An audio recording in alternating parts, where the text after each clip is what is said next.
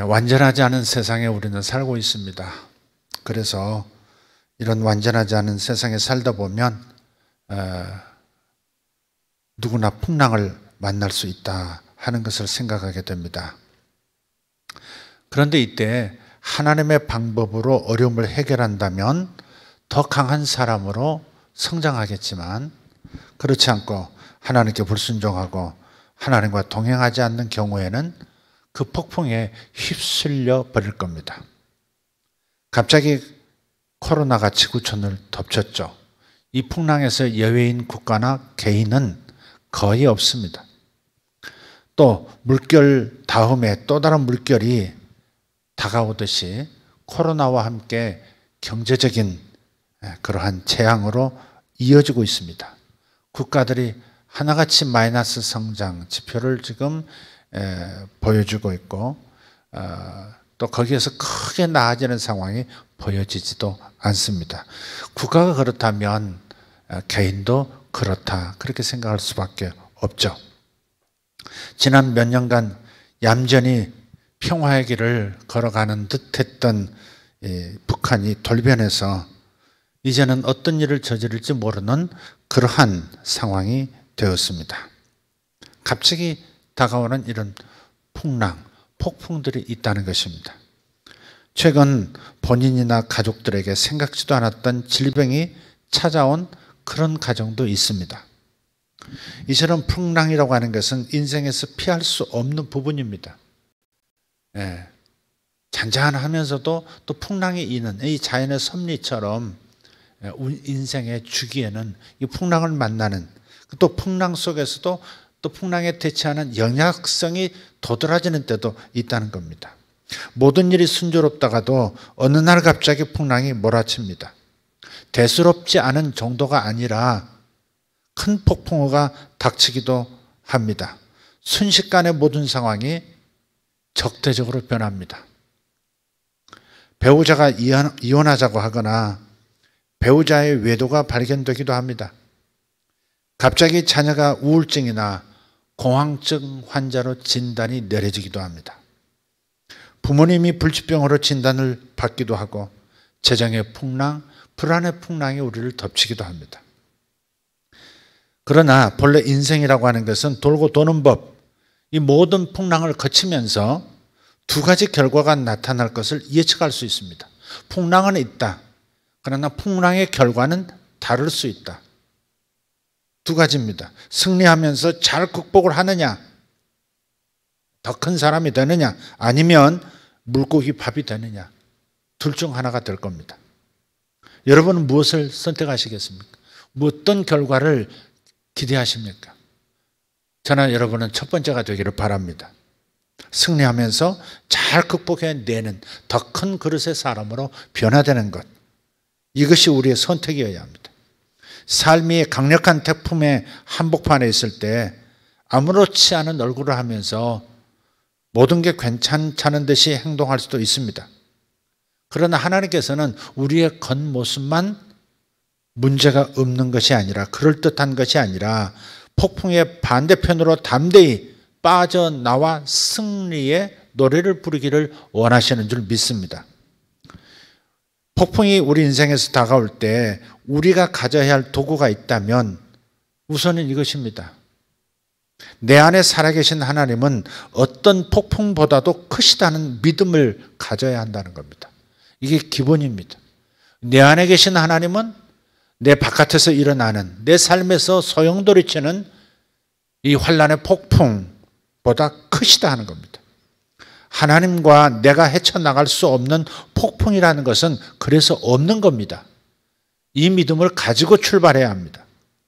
나 혼자라면 물고기 밥이 되거나 구사일생으로 겨우 살아남는 그런 상황이 되겠지만, 하나님은 내가 잘 극복하고 승리할 수 있도록 도와주시는 하나님이시라는 것, 합력해서 선을 이루실 모든 준비가 되어 있는 분이라는 것을 기억해야 할 줄 믿습니다.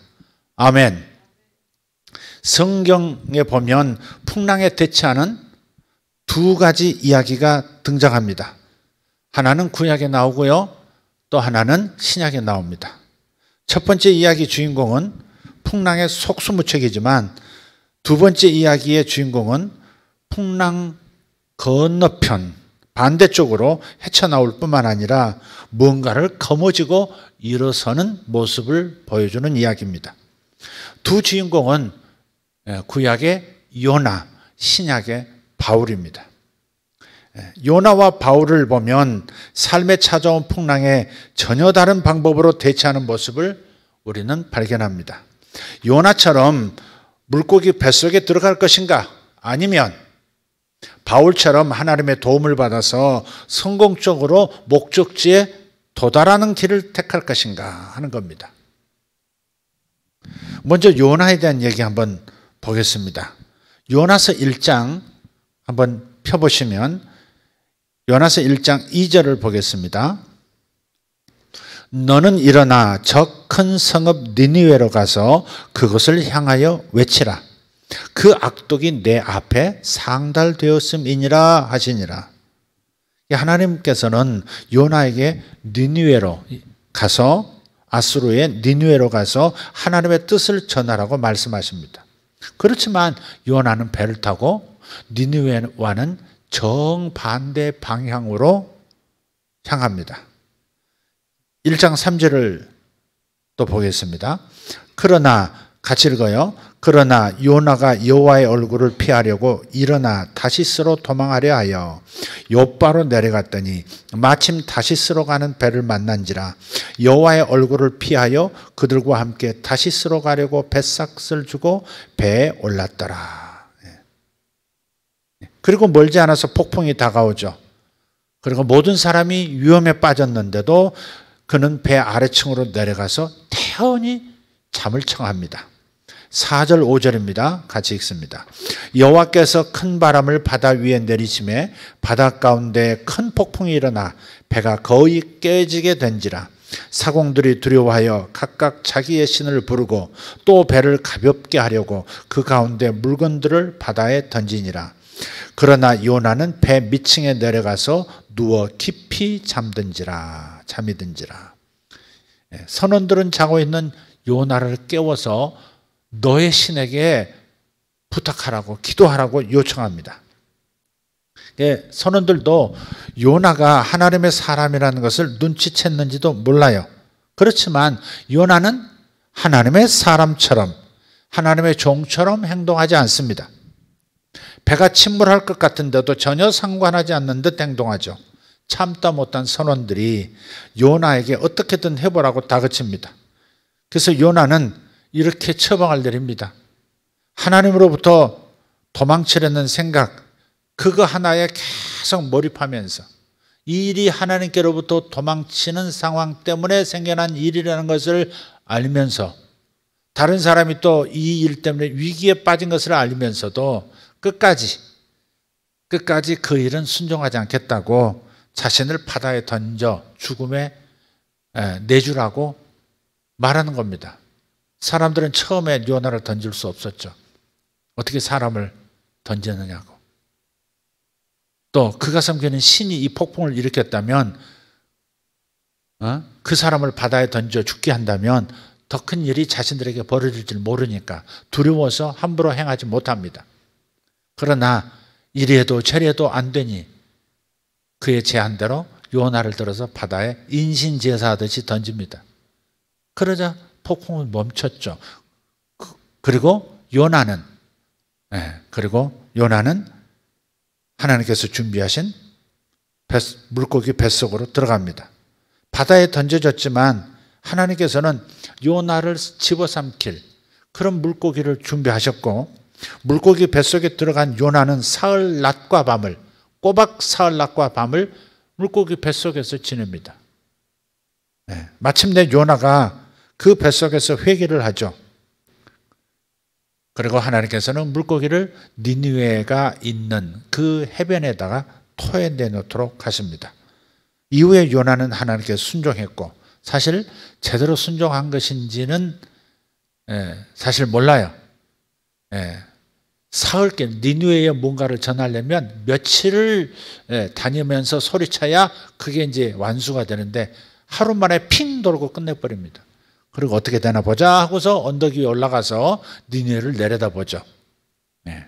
굉장히 불평과 불만이 많은 상태. 그러니까 온전한 순종이 아니라 겉은 순종했는데 마음으로는 순종이 안 된 반순종이라고 할까요? 그래도 니느웨라는 목적지에 가서 하나님이 하라고 하신 말씀을 전하기는 했습니다. 네. 그리고 그 말씀을 통해서 니느웨가 회개했고 심판을 당하지 않게 되죠. 이 이야기는 여러분 요나서 성경에서 가장 짧은 책 중에 하나니까 금방 읽혀질 겁니다. 아주 재미있습니다. 아주 놀라운 책입니다. 구약의 최초의 선교사 요나 선지자 이야기입니다. 두 번째는 바울입니다. 사도행전 27장에 이 풍랑 이야기가 등장하죠.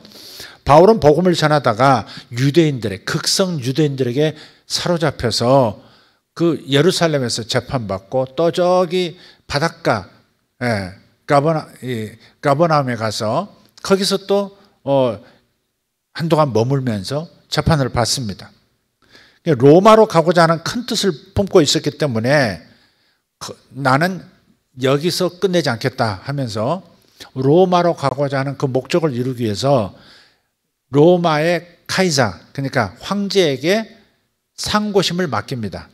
나 여기서 항복 못해. 나 황제에게 가서 나 로마 시민이니까 재판받을 거야. 그렇게 했기 때문에 로마로 가게 되죠. 그 로마로 가는 길에서 큰 풍랑이 일어 며칠 동안 계속됩니다. 하나님께서 미리 알려주셨습니다. 풍랑이 이를 것이라고. 그런데 이 사람들이 풍랑이 일지 않을 거라고 선장부터 선주부터 전부 그렇게 결정을 내리고 결국은 그래서 그 배를 주관하고 있는 로마의 장교회가 허락해서 그냥 출항을 해버립니다. 그때 풍랑을 만나죠. 사도행전 27장 20절부터 25절입니다. 사도행전 27장 20절에서 25절 좀 깁니다만은 한번 읽어보죠. 여러 날 동안 해도 별도 보이지 아니하고 큰 풍랑이 그대로 있음에 구원의 여망마저 없어졌더라. 여러 사람이 오래 먹지 못하였음에 바울이 가운데 서서 말하되 여러분이여 내 말을 듣고 글에 대해서 떠나지 아니하여 이 타격과 손상을 면하였더라면 좋을 뻔하였느니라. 내가 너희를 권하노니 이제는 안심하라. 너희 중 아무도 생명에는 아무런 손상이 없겠고 오직 백분이리라. 내가 속한 바 곧 내가 섬기는 하나님의 사자가 어젯밤에 내 곁에 서서 말하되 바울아 두려워하지 말라. 내가 가이사 앞에 서야 하겠고 또 하나님께서 너와 함께 항해하는 자를 다 내게 주셨다 하였으니 그러므로 여러분이여 안심하라. 나는 내게 말씀하신 그대로 되리라고 하나님을 믿노라.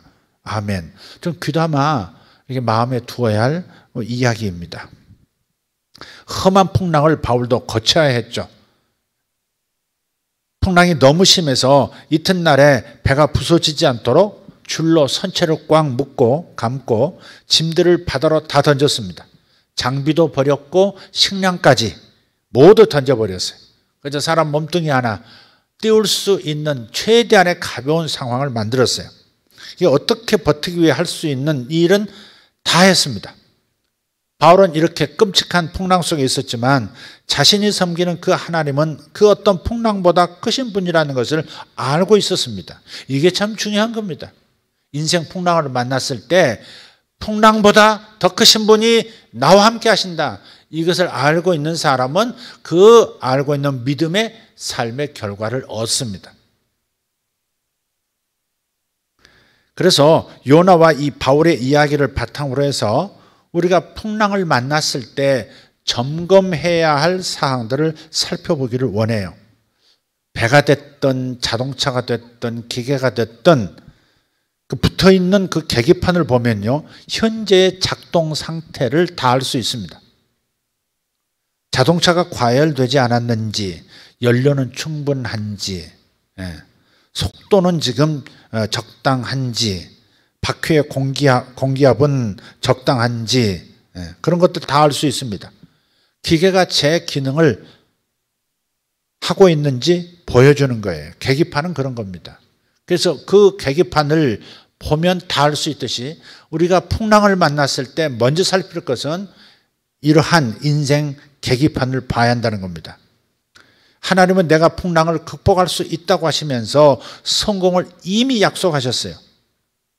예컨대 가나안 땅을 정복해야 하는, 정복 전쟁을 시작해야 하는 여호수아 스승 모세가, 그 위대한 모세가 죽었고 자기는 그의 수종드는 자에 불과했을 뿐인데 이제는 자신이 모세의 위치에서 모세처럼 이스라엘 백성들을 전쟁 한복판으로 데리고 가야 하는 겁니다. 광야에서는 그런 전쟁은 없었습니다. 거의 전쟁이 없었습니다. 물론 아말렉 사람하고도 싸우고 모압하고도 전쟁하긴 했습니다만은, 그러나 그야말로 가나안 땅을 차지하는 것은 거저 얻는 것이 아니라 하나님이 약속하신 그 가나안 땅은 정복 전쟁을 통해서 취해지는 겁니다. 그래서 얼마나 큰 두려움과 염려가 있었겠습니까? 그래서 하나님 말씀하셨죠. 내가 그 땅을 너에게 이미 주었노니, 그렇게 약속하십니다. 네, 줄 것이다 그렇게 말씀하신 게 아니에요. 줄지도 모른다, 너희들이 잘하면 주겠다, 뭐 이것도 아니에요. 이미 주었노니 이렇게 말씀하세요. 그래서 하나님은 내가 풍랑을 내 인생에서 만나는 생각지도 못했던 풍랑이라 할지라도 그 풍랑을 극복할 수 있다고, 오히려 그걸 통해서 더 성장하고 성공할 수 있다고 약속하신다 이 말이에요. 그래서 풍랑을 헤쳐나가는 과정에서 5가지를 확인해야 합니다. 그 5가지를 살펴보면 내가 물고기 밥이 될 것인지 아니면 승리자가 될 것인지를 알 수 있습니다. 하나님은 우리의 승리를 바라시기 때문에 우리에게 도움이 되는 지표를 주시는 거예요. 자, 이제 풍랑을 만났을 때 승리하기 위한 지표 5가지. 지표 첫째, 풍랑의 원인이 무엇인가 하는 겁니다. 이 풍랑의 원인이 무엇인가? 요나를 보면 불순종 때문에 풍랑이 왔습니다. 그러나 바울의 경우에는 불순종이 아닙니다. 그냥 장마철이라서 풍랑이 온 겁니다. 풍랑이 다가오면 이렇게 스스로 질문을 해봐야 합니다. 내가 불순종했는가? 하나님께서 하라고 하신 일을 혹시 내가 하지 않은 것이 있는가? 물어야 합니다. 물론 어둠의 영들에게서 온 공격이라서 본인하고는 무관할 때도 있지만, 그러니까 자신의 불순종과는 무관할 수도 있지만, 그래도 풍랑을 만나면 우선적으로 살펴봐야 할 계기판은, 지표는 혹시 불순종한 것은 없는지 살펴야 한다는 겁니다. 그리고 회개하고 다시 순종하면 끝입니다. 간단합니다. 회개하고 순종하면 다 끝납니다. 우리가 자신에게 솔직해지면 하나님께서 해야 할 일이 있음을 알려주실 거예요. 불순종 때문이라면 기도하면, 하나님께 여쭤보면, 그리고 자기 마음을 스스로 이렇게 살펴보면 답을 얻을 수 있어요. 뭘 안 했구나, 뭘 불순종하고 알 수 있다. 자, 지표 하나는 뭐였다고요? 풍랑의 원인이 무엇이냐 하는 겁니다. 지표 두 번째는 풍랑에 어떤 태도로 대처하는가. 나는 풍랑을 만날 때 이 풍랑에 어떤 태도로 지금 반응하는가 하는 겁니다. 요나는 어떤 선택을 합니까? 피하기로 합니다. 도망가기로 합니다. 네. 구약에 보면 하여간 도망 잘 다니는 사람이 있습니다. 문제를 일으킨 다음에 도망치는 사람이 있습니다. 누굽니까? 야곱입니다. 집에서 문제 일으킨 다음에 도망칩니다. 그의 인생은 그냥 무조건 달리는 인생입니다. 달리는 인생. 무조건 달리는 인생. 문제 벌어지면 달립니다. 또 어떻습니까? 삼촌 라반, 아니 장인집에서 하여간 뭐 크게 잘못한 건 아니지만은 야반 도주도 합니다. 그냥 달립니다. 인생을 살펴보면 계속 야곱은 그래요. 근데 나중에 야복강가에서 어떻게 해요? 하나님을 붙들고 씨름하다가 하나님께 축복을 받죠. 새로운 신분, 새로운 마음을 얻습니다. 새로운 명예를 얻어요. 그러나 다리는 저입니다. 다리를 왜 절었죠? 난 그게 궁금했어요. 그냥 축복해 주는 그냥 축복하지 다리를 왜 분질러? 이 환도뼈를 이 고관절을 왜 꺾어버리셨을까? 그리고 평생 절었다 그러거든요. 네. 근데 그게 뭘 의미하는지 오늘 가만히 생각하다가 알았어요. 그렇게 깨달음을 주시더라고요. 아니, 야곱은 무슨 일을 만나면 도망갑니다. 자기가 문제 일으킨 것이든 상대가 문제가 있든 튀는 것이 상책이라 36개 주량량이 낮다. 나 다리만은 튼튼하다. 언제든지 도망할 수 있다. 야복강에서도 다 건너편으로 보내고 제일 하찮은 놈을 보내고 두 번째 좀 마음에 드는 놈 보내고 제일 사랑하는 놈은 맨 나중에 보내고 뭐 이렇게 해서 그래도 또 가장 사랑하는 게 자기니까 자기 혼자 야복강가에 남습니다. 그러다가 하나님을 만났죠. 그 왜 다리를 절었다? 이게 뭘 의미? 평생 다리를 절면서 뭘 생각하는 것인가? 우리들은 뭘 깨달으라고 하시는 것일까? 그저 문제를 만나면, 문제가 일어나면, 폭풍이 나타나면 피하고 보자. 이걸 이제는 할 수가 없는 인생이 됐다는 겁니다. 다리를 저읍니다. 뭘 말하는 겁니까? 이제 네 힘으로 달려서 취하는 인생이 아니야. 내가 내 인생을 책임질 거야. 그게 야곱에게 하신 말씀 아니겠습니까? 또 네가 나로부터 도망하든 사람으로부터 도망하든 어떤 문제로부터 도망하든 도망 제대로 인지할 수 없어. 저는 다리로 어떻게 도망해? 너는 내 손 안에 있어. 그런 거죠. 이 다리를 왜 절게 하셨을까? 왜 절게 하신 그 이유가 뭘까? 뭘 상징하는 걸까? 뭘 의미하는 걸까? 이제는 더 이상 달려 도망할 수 없는 인생이다. 그럴 필요가 없는 인생이라는 것을 또한 말씀하심이 아니었겠는가 그렇게 생각을 했습니다. 근데 요나는 피하는 쪽을 선택합니다. 모든 일을 잊고 싶어서 배 아래층으로 내려가서 잠을 청합니다. 우리도 너무 마음에 어려움이 생기고 힘들고 그 문제를 분석하고 해결책을 찾는 것이 너무 괴로우면 어떻게 해요? 자죠. 저도 그랬던 것 같아요. 너무 괴로우면 잠을 청하는 겁니다. 그냥 아무 신경 꺼버리는 겁니다. 유일한 탈출구가 잠밖에 없는 거예요. 죽음 아니면 잠인데 사실 잠도 죽을 수는 없고 그냥 잠을 자는 거예요. 잠 자는 동안은 죽는 것과 똑같은 현상이 이익이 있으니까 유익이 있으니까 자는 겁니다. 요나가 그런 거예요. 하나님이나 사람들에게 신경 쓰고 싶지 않아서 그냥 혼자 도망치는 편을 택한 겁니다. 인생의 풍랑에 닥치면 우리는 이렇게 피해버리는 경향이 저마다에게 있어요. 교회에 가지도 않고 성경을 읽지도 않고 그냥 집에 숨어있는 쪽을 택합니다. 요나가 바로 그 방법을 선택했습니다. 기도하라 그러면 시간이 없어요. 직장 다니는데 기도할 시간 없어요. 성경을 읽으세요. 그럴 시간이 없어요.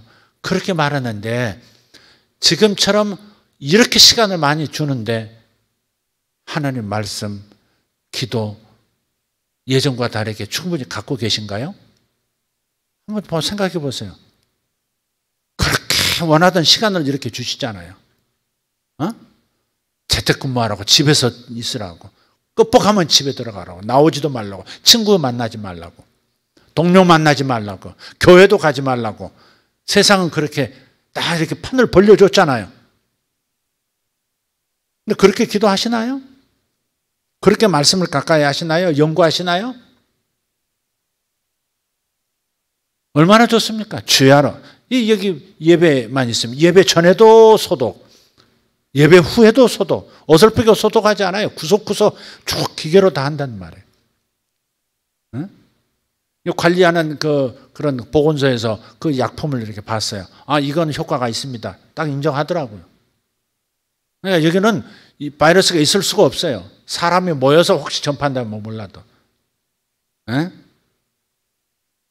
그러니까 낮에라도 언제든지 와서 우리가 기도할 수 있지 않습니까?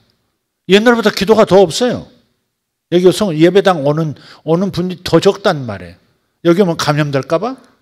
그건 핑계입니다. 집에서 부르짖어 기도하기가 쉽지가 않죠. 그죠? 단독주택에 살고 뭐 시끄럽지 않은 그런 아파트에 산다면 뭐 그렇습니다만은, 그렇지 않은 경우는 지금 가뜩이나 교회 예배 못 오면 그럼 정기적으로 와서 기도하는, 작정하고 기도하는 시간 얼마나 좋습니까? 이때 이런 폭풍을 통해서 또 경제적인 그런 재앙이 다가오고 있는 이런 과정 속에서 이 환난을 벗어날 힘을 주시지 않겠습니까? 기회를 주시지 않겠습니까? 오히려 이걸 통해서 더 큰 복을 받을 수 있는 기회도 주시지 않겠습니까? 그런데 요나처럼 그냥 이 상황을 그냥 그대로 받아들이고 그냥 또 피해버리는, 숨어버리는 방법 선택하지 말라는 겁니다. 요나와는 반대로 바울은 함께 배에 탄 사람들과 함께 헤쳐나가는 편을 택합니다. 함께 헤쳐나가는 편을 택해요. 사람들을 격려하면서 노력합니다. 풍랑이 몰아치니까 아무 문제가 없을 것이라고 안심시키려고 노력을 합니다. 자신을 살펴보십시오. 그냥 피해버리는가, 아니면 담대하게 서서 사람들을 격려하고 의연하게 대처하는가. 풍랑이 왔을 때 피한다면 우리 안에 계신 하나님보다 풍랑이 더 크다고 시인하는, 그렇게 말하는 것이나 다름이 없습니다. 풍랑이 왔을 때 피한다면 하나님이 작은 분이라고 말하는 것밖에 뭐가 있겠어요? 이건 거짓말입니다. 그런 거짓말에 속지 말기를 바라요. 우리가 풍랑에 어떻게 대처하는지 사람들이 지켜보고 있습니다. 어떻게 극복하고 이런 상황에서 어떻게 결정하는지 사람들의 눈에 보일 수밖에 없습니다. 그래서 풍랑 중에 있을지라도 담대하게 일어서서 웃으면서 사람들을 격려하고 나아간다면 주변 사람들이 우리를 보고 말과 행동이 일치하는 사람이라고 생각할 겁니다. 오히려 전도의 기회도 될 겁니다. 이건 분명합니다. 우리 하나님은 아무리 험한 풍랑보다도 훨씬 거대한 분이시다. 아멘. 자, 우리 두 가지의 지표를 봤습니다. 첫째 뭐였어요? 풍랑의 원인이 뭐냐? 두 번째, 이 풍랑에 어떤 태도로 대처하고 있는가 하는 겁니다. 지표 셋입니다. 세 번째 지표, 주위 사람들을 어떻게 대하는가 하는 겁니다. 주위 풍랑을 만났을 때 나와 문제만이 아니라 이 풍랑을 만났을 때 주위 사람들을 나는 어떻게 대하는가. 요나는 주위 사람들에게 무관심했습니다. 무관심한 거예요. 무관심은 굉장히 위험한 겁니다. 무관심은 굉장히 위험한 태도입니다. 네. 무슨 일이 일어나도 상관하지 않았던 사람이 요나예요. 요나, 나밖에 몰라요. 단지 하나님으로부터 벗어나기만을 요나는 바랐을 뿐입니다.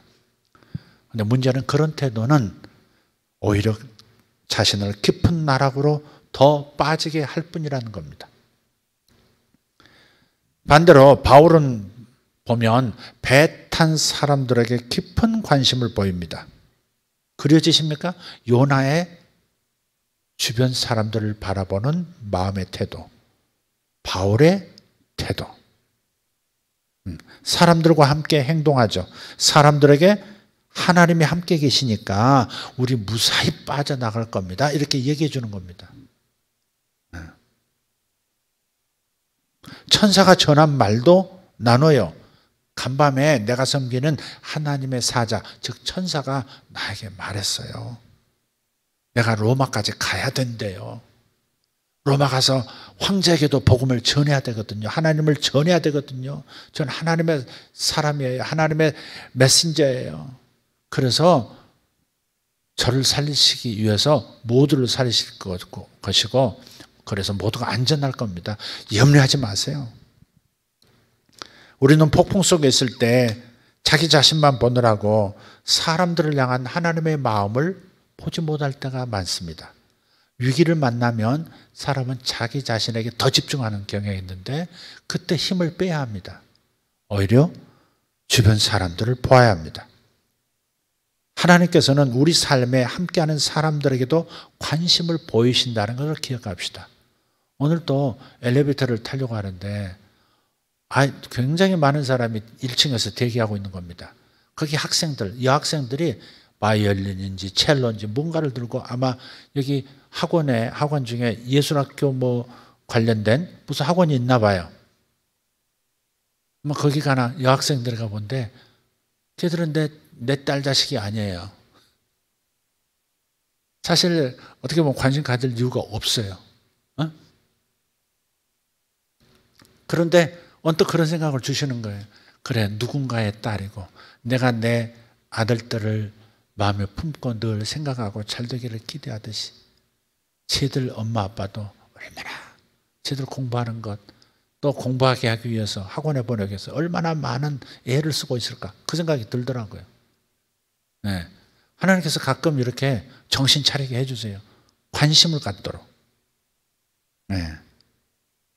우리 삶에 함께하는 사람들에게도 지나가는 사람일지라도 하나님께서 관심을 가지고 계신다면 나도 관심을 갖는 것이 마땅한 것이고 그런 관심을 갖는 사람들은 무언가 행동도 하게 돼 있고 기회가 오면 영향을 끼치게 돼 있습니다. 그래서 리더가 되는 겁니다. 제가 아이들에게 하는 말이 있습니다. 제 아이들에게. 관심이 리더십이야. 관심을 갖는 것이 리더십이야.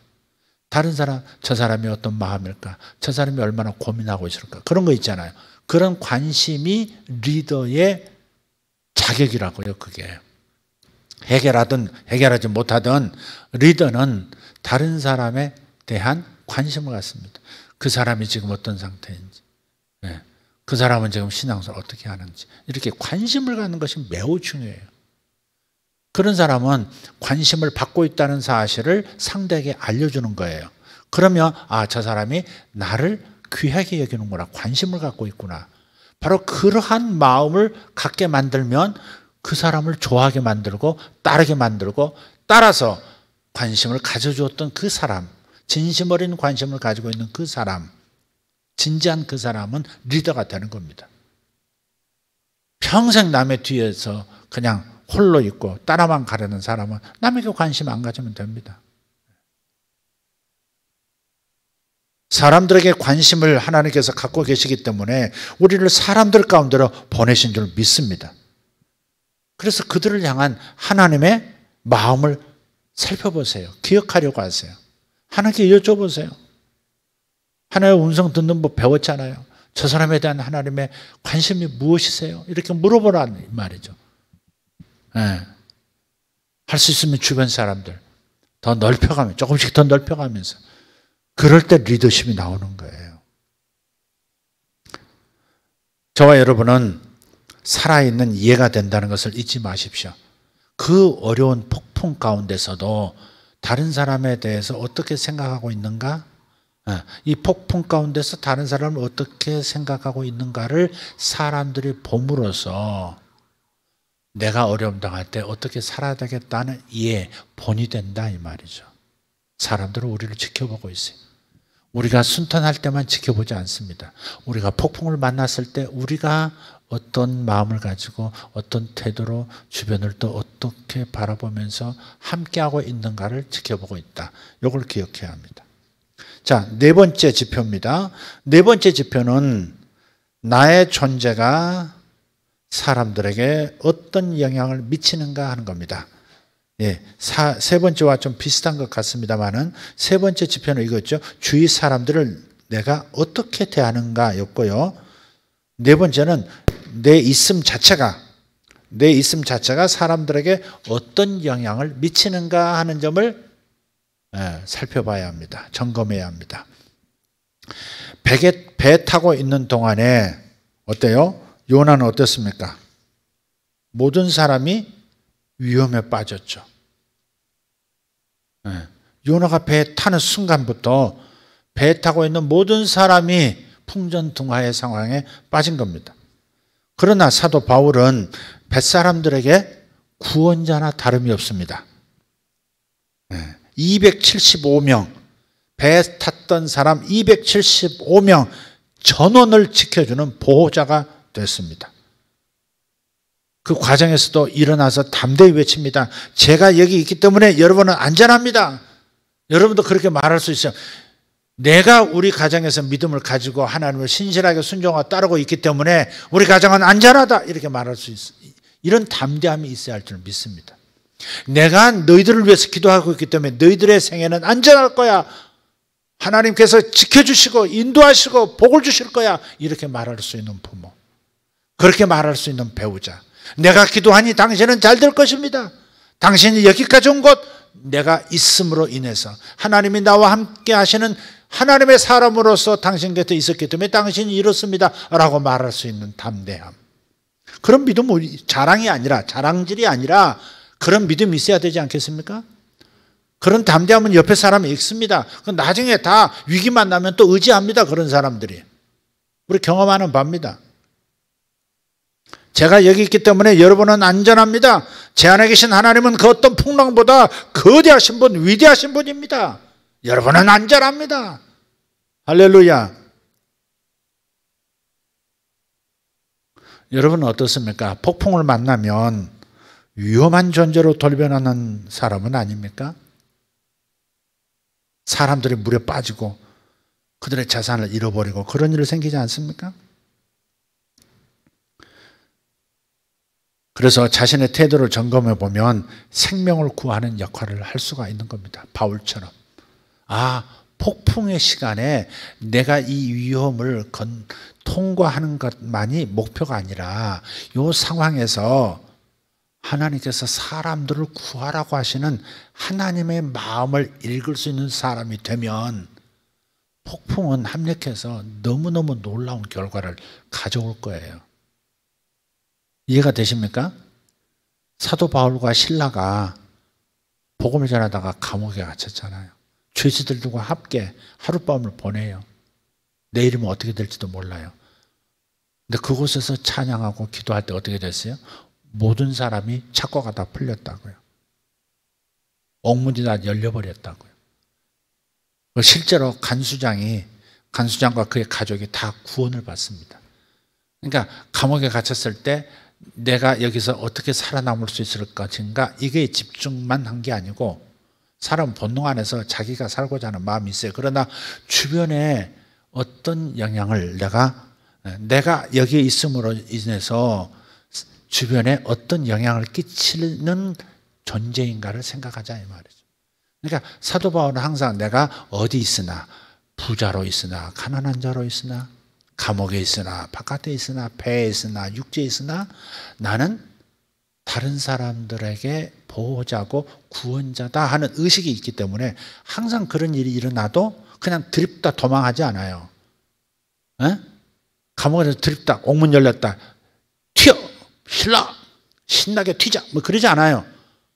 거기서 할 일이 뭐지? 뭐 때문에 감옥에 넣으셨지? 이게 누구를 구원하라고 지금 들어온 거야?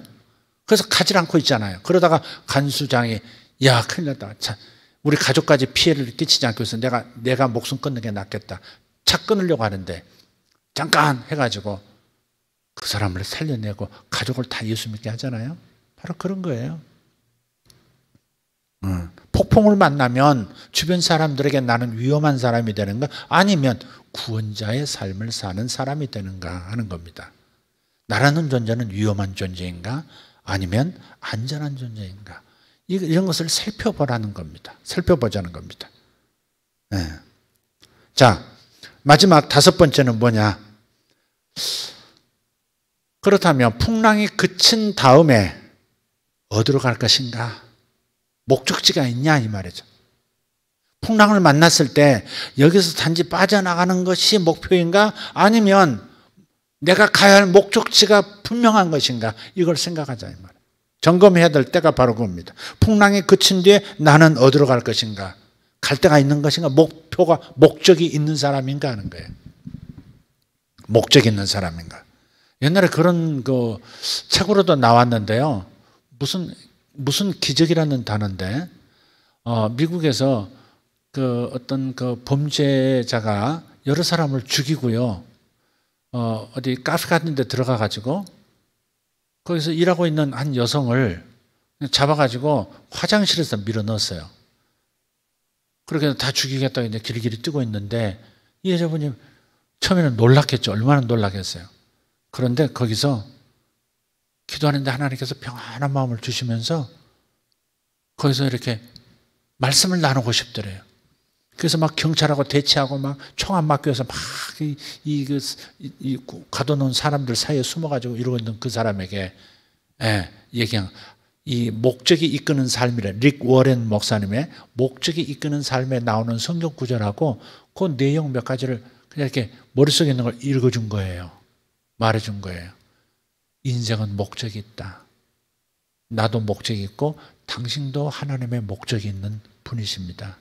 지금 이 상황은 나더러 당신에게 하나님의 사랑을 전하라고, 당신을 위험에서 건지라고, 더 이상 악을 저지르지 않고 가치 있는 삶을 이제부터 살라고 전하라고 나를 지금 이 상황에 놓으셨다고 나는 믿는다. 그런데 당신도 지금 경찰하고 대치하고 있지만 하나님의 인생에 대한 목적이 있으시다. 여기서 끝내서는 안 된다. 당신이 여기서 우리를 인질로 삼아다 결국 우리도가 죽을 수도 있지만 그렇다면 당신은 필경은 죽는다. 그러니까 그렇게 죽지 말고 하나님께 당신의 인생을 이제 의탁해라. 당신은 목적 있는 인생이다. 그렇게 얘기해 준 거예요. 그런데 이 사람이 거기서 녹았어요. 어떻게 그럴 수 있니? 지금 자기를 자로잡고 쏴서 죽일 수도 있고 막 이런 상황인데 어떻게 그런 말씀, 감동을 받았어요. 그래서 이 여자분이 그리고 실은 내가 딸이 하나 있고 혼자 애 기르고 있는데 지금 시간이 다 된 우리 딸을 지금 데리러 가야 될 시간인데 지금 뭐 저거 이제 또 그런 편안한 상태니까 이런 얘기 한 거예요. 그래 시간 다 됐어? 그럼 가봐. 그래서 내보냈어요. 그 사람 내보내고 나서 그 하나를 하면 그 다음이 또 쉽거든요. 그러니까 하얀 수건을 흔들면서 총 내려놓고 다 밖으로 나와가지고 자수하고 이제 그렇게 끝난 거예요. 그 이야기가 책으로도 기적 무슨 기적이라고 하는 책인데 바로 그런 겁니다. 그 인생에는 목적이 있다는 겁니다. 이 폭풍을 만났어도 나는 그 목적지에 가야 한다. 이 목적이 있느냐, 목적지가 있느냐. 이게 매우 중요한 거다 이 말이죠. 우리는 그냥 닥치는 대로 살 때가 많아요. 그냥 복을 받으면서 즐겁게 해피하게 이렇게 다 그냥 그저 주어지는 날을 살기 쉬운데 그러나 목적이 있어야 된다. 큰 목적도 올 수 있고 작은 목적도 올 수 있는데 목적지가 있어야 돼. 이 폭풍 다음에 나는 어떤 목적지를 반드시 가야 하는가. 이게 생생하게 더 살아나기를 바란다 이 말이에요. 요나는 그런 게 없었어요. 니느웨에 가야 하니까 가는 거였어요. 가야 한다마 그게 아니라 하나님께서 이렇게까지 가라고 하시니까 간다 뭐 이런 거예요. 지극히 수동적이죠. 질질 끌려가는 모습. 그러나 바울은 어때요? 반드시 로마로 또 가야 하리라 그러거든요. 네? 사도행전 보면 내가 로마도 보아야 하리라 그래요. 평생 로마에 가서 전 세계로 복음이 전파될 수 있는 전 세계 그때 당시 전 세계 그들이 생각하는 지중해의 최고 중심지는 로마였거든요. 로마에서 세계로 뻗어나간다. 로마에 가서 복음을 전파해야 효과적으로 온 세계의 복음을 예수 그리스도의 영광을 드러낸다. 그런 거예요. 이 목적이 너무 선명하니까 이 폭풍 속에서 뭐해요? 하나님께 오히려 기도하고 주변 사람들을 격려하고 주변 사람들을 예수 믿게 만들고 그런 역사가 일어나는 겁니다. 네, 목적지가 있는 사람은 폭풍 때문에 망가지지 않아요. 위험해지지 않습니다. 오히려 강해지고 그릇이 커지고 더 많은 수확을 보여줍니다. 바로 그겁니다. 폭풍 뒤에 내가 가야 할 목적지가 있는가 이걸 계기판에서 봐야 합니다. 그것이 여러분의 가정의 어려움이든 여러분 개인의 어려움이든 국가적인 어려움이든 우리는 이것이 있으면 우리는 안온할 것이고 담대할 것이고 그리고 지혜 가운데 주님과 동행하면서 승리하게 될 겁니다. 할렐루야. 바울 보세요.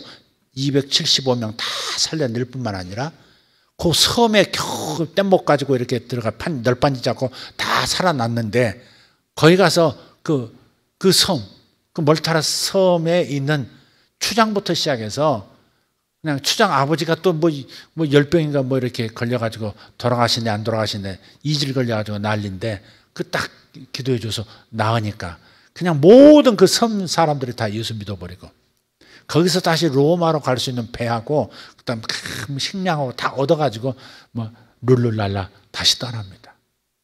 바로 그것이죠.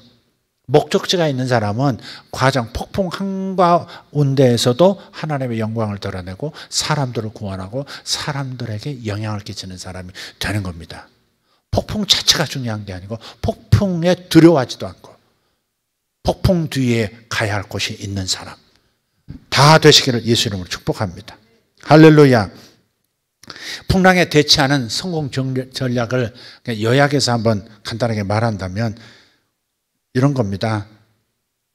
세 가지만 말씀드릴게요. 하나, 말씀과 기도로 방향을 조정해야 합니다. 폭풍 만나서 승리하려면, 성공하려면 말씀과 기도로 방향을 조정해야 됩니다. 이거 꼭 해야 됩니다.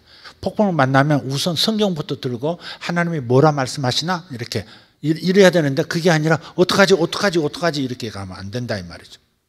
말씀과 기도로 방향을 지금 회개하면 회개해야 되는 거고 아니면 이렇게 좀 더 세게 뭘 해야 되면 해야 되는 거고 보완할 게 뭐면 뭐고 이렇게 결정한다 이 말이에요. 말씀과 기도입니다. 역시.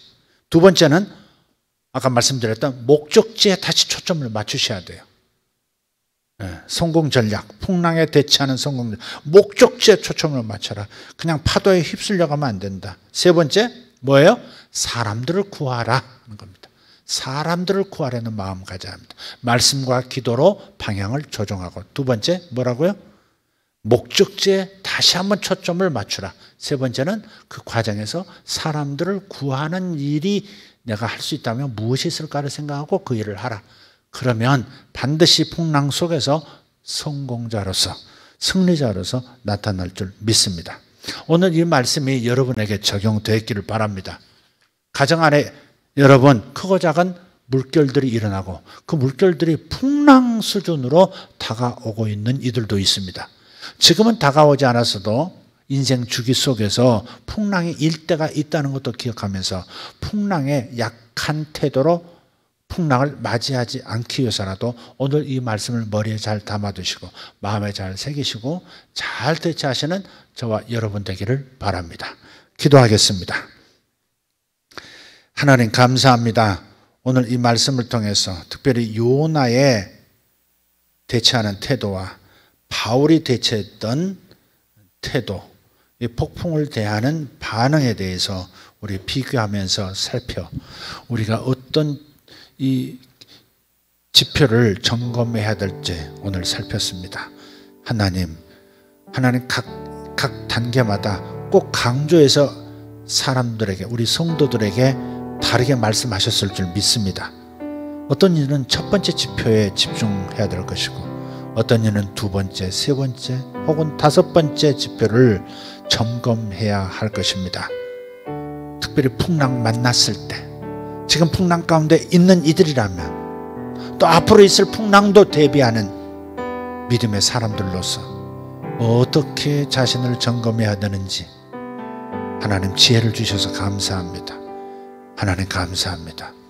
산 하나 오를 때도 어떤 종류의 어떤 높이의 산이냐에 따라서 준비해야 할 바가 다르고 장비가 다르고 준비 기간도 다르듯이 하나님 어떠한 큰 폭풍이라 할지라도 능히 승리하고 오히려 더 아름다운 영광을 드러내는 그러한 역사를 이루기 위해서 우리 사랑하는 성도들에게 지혜가 있기를 원합니다.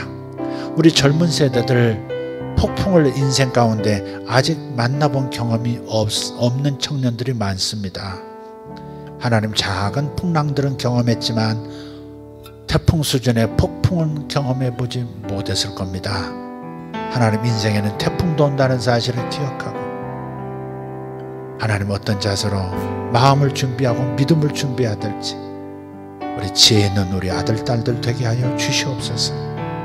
하나님 멀리 있는 아들 딸들도 지켜보여 주시옵고 하나님 멀리 있는 하나님의 사람들 위기를 만난 사람들 풍랑 만나서 어찌할 바 모르는 하나님의 사람들, 주여 요나가 아니라 바울처럼 반응하게 도와주시옵소서. 진리병의 폭풍을 만난 사람들, 가정들 바울처럼 반응하게 도와주시옵소서.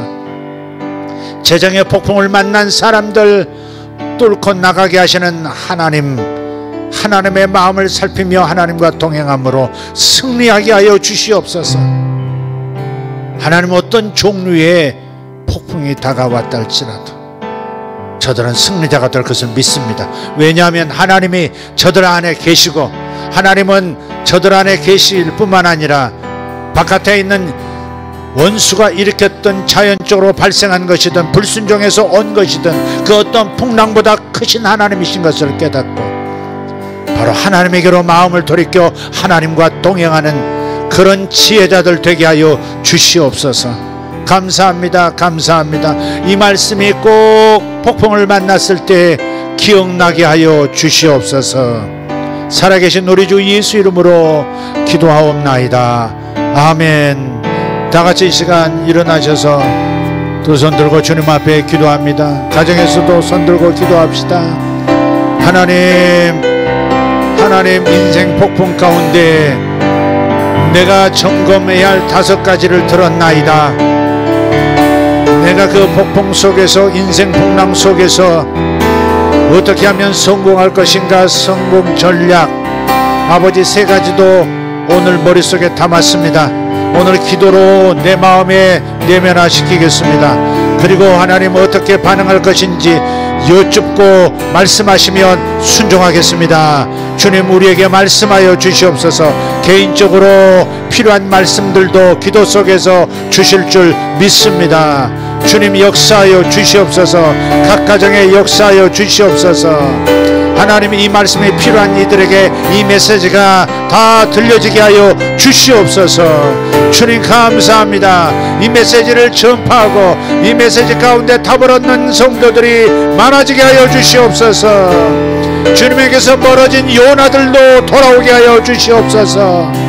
배 밑창으로 들어가서 무조건 피하고 보자고 자신을 깊은 참으로 던져버리고 영적 참으로 던져버리는 사람들, 요나들은 다시 한번 돌아오게 하여 주시옵소서. 물에 던져져 폭풍 가운데서 물고기 뱃속으로 들어가지 말게 하시고, 하나님 부끄러운 토함을 받게 하지 마시고, 하나님 바울처럼 순종하고 기쁨으로 감당하게 하여 주시옵소서. 위대하신 하나님 감사합니다. 주여 삼창합니다. 주여, 주여, 주여. 할렐루야. 밤에도 하나님은 불빛을 주십니다. 반딧불을 주시고 촛불을 주시고 하나님 별빛도 주시고 달빛, 햇빛까지도 나중에는 허락하실 것입니다. 깊은 밤이라 할지라도 하나님은 빛을 주셔서 내 발의 등이요 내 길에 빛이 되어주시는 하나님인 것을 믿습니다. 폭풍의 캄캄함 속에서 저들이 말씀과 기도로 방향을 점검할 수 있도록 도와주시고 5가지 지표를 통해서 자신을 점검하게 하여 주시옵소서. 불순종한 것이 있다면 하나님 회개하게 도와주시옵소서. 그리고 다시 순종하게 하여 주시옵소서. 아버지 하나님, 불순종이 아니라면 주님 앞에 다시 한번 지혜를 얻고 하나님 이것을 통해서 무엇을 더 합력해서 선을 이루기 원하시는지 발견하는 시간 되게 하여 주시옵소서. 성도들에게 지나친 죄책감에 빠지지 않게 하시고, 그러나 죄가 있다면, 불순종한 것이 있다면 회개하는 역사가 반드시 일어나야 되오니 주님 도와주시옵소서. 주님 도와주시옵소서. 살아계신 하나님 감사합니다.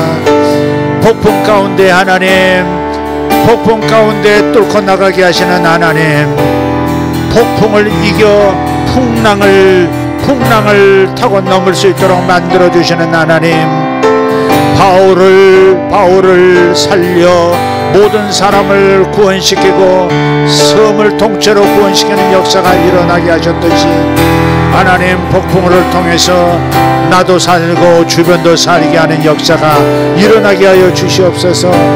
아버지, 영혼을 구원하는 역사 일어나게 하시고 하나님 이렇게 기도할 수 있는 아버지 모든 국가 모든 민족들 모든 방언들이 하나님 앞에 나와 기도할 수 있고 하나님을 예배할 수 있는 하나님 교회가 열렸습니다. 물질 문명에 빠져 살고 세상을 마음껏 파괴하며 살던 우리 인생들 이제는 발걸음을 멈추고 이제 하나님 앞에 단독자로 서서 기도할 때가 되었고 하나님 앞에서 방향을 재조정할 때가 되었습니다. 아버지 원망과 불평과 탄식 속에 빠져 있지 말고 기도와 말씀을 통해서 자신 인생을 재조정하는 역사가 좌표를 다시 정하는 역사가 있게 하여 주시옵소서. 목적 없이 그저 잘되기만을 바라고 막연하게 살았던 우리들 목적지가 있게 하여 주시옵소서. 목적이 이끄는 인생이 되게 하여 주시옵소서. 내게 목적이 있는가? 나는 이 폭풍 뒤에 가야 할 곳 가야만 하는 곳이 있는가? 나는 목적지가 있는 인생이었는가? 나는 젊음을 낭비하는 인생인가? 아니면 목적지가 분명한 인생인가? 아버지 하나님 막연한 꿈이 아니라 목적지가 분명한 인생 좌표가 분명히 설정된 인생 되게 하여 주시옵소서. 아버지 하나님 감사합니다. 폭풍 속에서 방향을 바꿔야 할 사람도 있습니다. 폭풍을 만나면서 코로나 상황을 만나면서 경제 재앙의 상황을 만나면서 방향을 조정해야 할 사람들도 있습니다. 하나님 앞에 기도하여 방향을 계시받게 하여 주시옵소서. 주여 방향을 계시받을지어다. 목적을 세울지어다. 기도하여 방향을 좌표를 받을지어다. 아버지여 감사합니다. 아버지여 우리를 새롭게 하시고 우리를 하금 하나님 더 나은 인생으로 나가도록 도와주시옵소서. 하나님 저로 하여금 더 주님의 마음을 다가가도록 주님 도와주십시오. 주님 저를 회개합니다. 주님 제가 회개합니다. 주여 나태한 것을 회개합니다. 주님 집중하지 못한 것을 회개합니다. 주변을 바라보지 않은 것 주변에 사랑하는 사람들에게 더 사랑으로 다가가지 않은 것을 회개합니다. 주님 기도가 아버지 약해진 것을 회개합니다. 주여 기도가 부족한 것을 회개합니다. 주님 찾기를 자주 멈추는 것을 회개합니다. 주여 내 안에 계신 주여 내 안에 계신 주여 내 안에 살아계신 하나님이여 감사합니다. 주님 찾기 주님께 돌아가기 오직 주님에게 돌아가기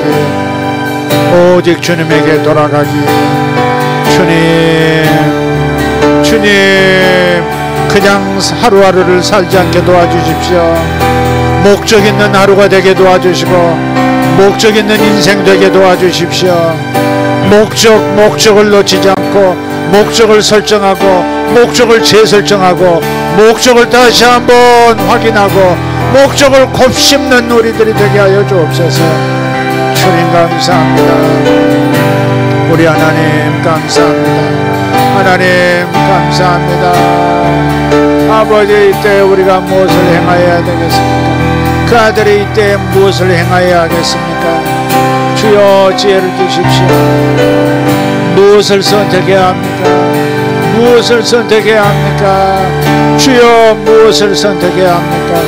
샤바라 키아라마 소로발라티 메레 코르다마스 우르벨라 키아로도 베레 슈발라틴 베란두루스 파산스 엔사텔라 샤칼란다라 티벨라 콤보로스 마셀라 파라티 베르콤 umparadiara sumos kallandara tibere chumara kalians oshallandari koronomos elboru tennoros masalandarite Inviare storie de Mercaria, Solborot Macia, Langara de Mercarias, Ishalondai Condros, Massa Clans, and Soloti Mercandro Expans, Insrate Protendrus, Cansolo Village, and Score de Mejois, Ebere tu Borcas, Sandoro to Bercolon, Sanzolo de Bercam,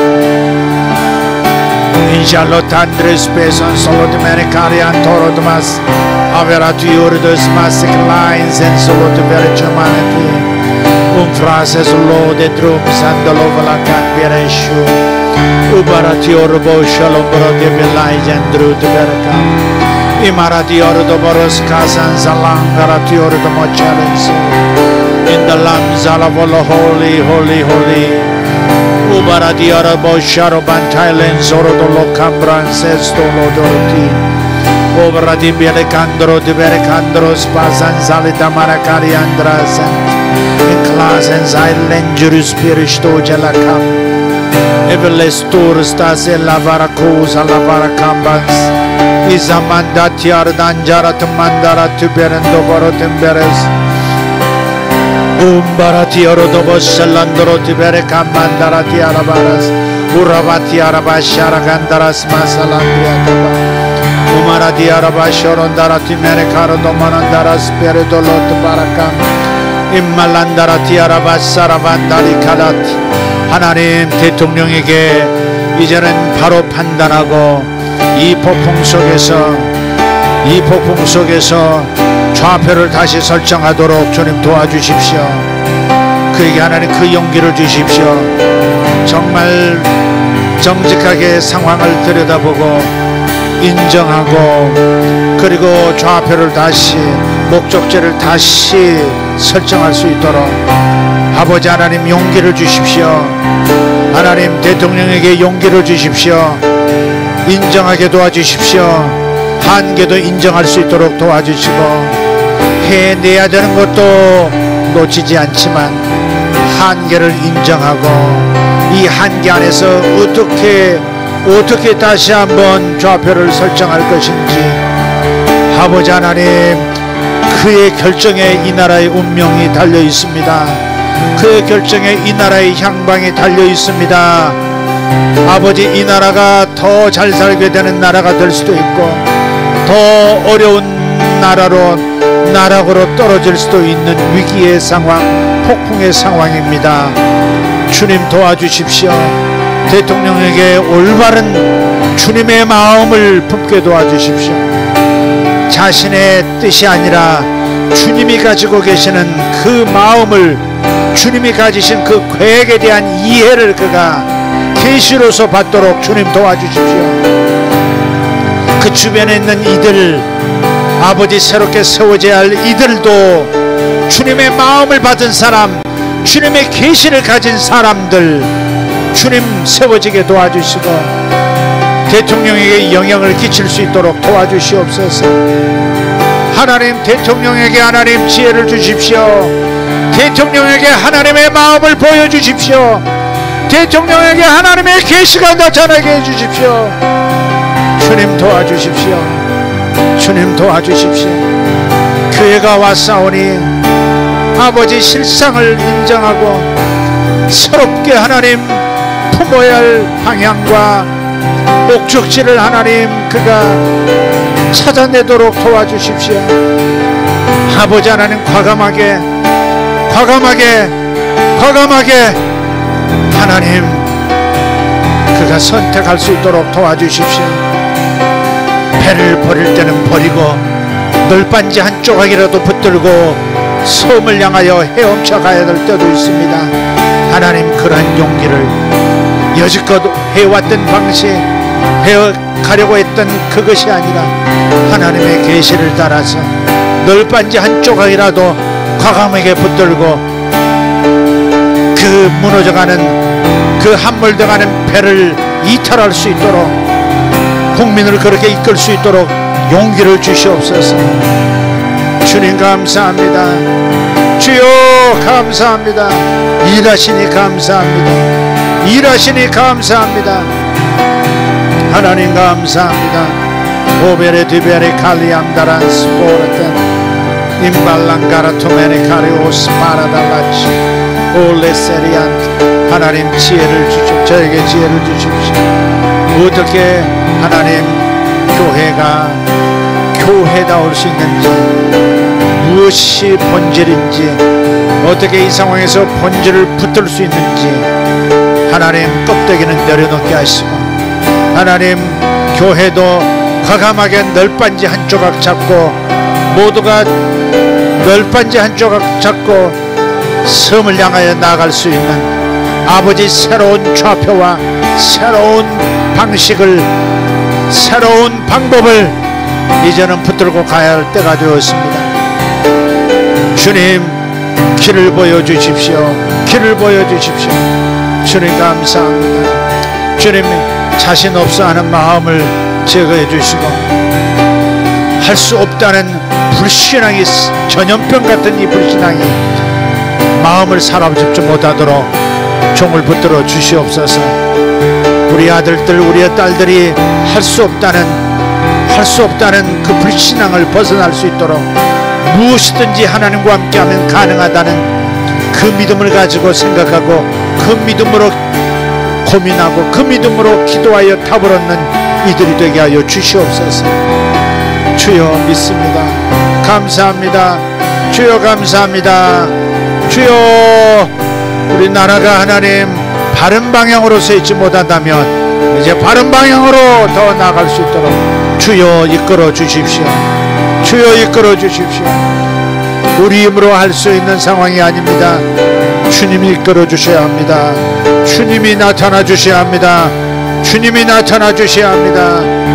6.25가 내일 모레인데 주님, 이 나라가 하나님 새로운 상황이 펼쳐지고 있습니다. 아버지, 방향을 제대로 잡게 도와주십시오. 이 나라의 선장에게 바른 판단을 주시옵소서. 이 나라의 항해사들에게 바른 판단을 주십시오. 주님 감사합니다. 주님 역사해 주십시오. 역사하심을 감사합니다. 아멘. 주님 감사합니다. 아멘. 주님 감사합니다.